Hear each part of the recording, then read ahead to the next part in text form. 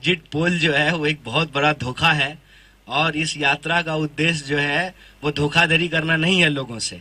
इसीलिए इसका कोई एग्जिट पोल नहीं आएगा। मैं बार बार कहता हूं, इस यात्रा का उद्देश्य इलेक्शन नहीं, इमोशन है। हम इमोशन को जोड़ने के लिए चले हैं। इलेक्शन अपने आप, उसका अगर प्रोसेस ठीक रहेगा, उसकी प्रक्रियाएं ठीक रहेगी, संस्थाएं ठीक से काम करती रहेगी, तो इलेक्टोरल रिजल्ट भी उसके अपने आप आ जाएंगे। देखिए, मैंने ये नहीं कहा कि जो है बहुमत बीजेपी का नहीं आएगा, और ये भी नहीं कहा कि बहुमत हमारा आ रहा है। हमने गुजरात चुनाव के अंदर जो भारत जोड़ो यात्रा की भावना थी, वो कैसे गुजरात चुनाव से जुड़ी हुई थी, गुजरात के लोगों की भावना भारत जोड़ो यात्रा से कैसे जुड़ी हुई थी, ये बताया। और दूसरी बात कि चुनाव के दौरान हमने क्या ऑब्जर्व किया, हमने ये ऑब्जर्व किया कि हमारी लोकतांत्रिक संस्थाओं को पंगु बनाया जा रहा है और गुजरात के आम लोगों के सवाल को चुनावी चर्चा से गायब कर दिया गया है।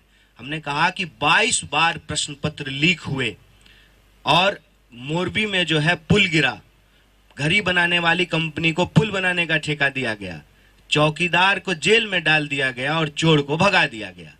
ये सवाल राजनीतिक विमर्श से गायब कर दिए गए। हमने ये बात कही, अगर आप जीतने को ही मानते हैं कि हर चीज का आधार है और कोई अगर चुनाव जीत गया है तो वह पूरी तरह से सही है, तो मैं समझता हूं कि ये सही और गलत का देखने का सही नजरिया नहीं है। कई बार गलत करते हुए भी लोग जीत जाते हैं, लेकिन अंततः जो है ना, सही पे आना पड़ता है। और चुनाव के अंक गणितीय परिणाम क्या होंगे मैं उस पे नहीं जा रहा हूं, लेकिन जो भावनात्मक वस्तु स्थिति है और जो संवैधानिक स्थिति है, मैं उस पे चर्चा कर रहा था। एग्जिट पोल की एग्जिट होने का समय आ चुका है। 2018 के, मैं आपको याद दिलाना चाहता हूं, 2018 में मध्य प्रदेश, छत्तीसगढ़ और राजस्थान के बारे में एग्जिट पोल क्या कहे थे। तो ये एग्जिट पोल के आधार पर जो आप सवाल उठा रहे हैं, ये उचित नहीं है।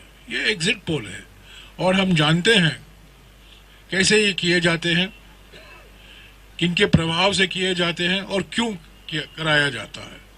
तो एग्जिट पोल के आधार पर यह कहना कि बीजेपी को भारी बहुमत मिल रही है, मैं समझता हूं, मैं इन एग्जिट पोल पर कुछ विश्वास नहीं रखता।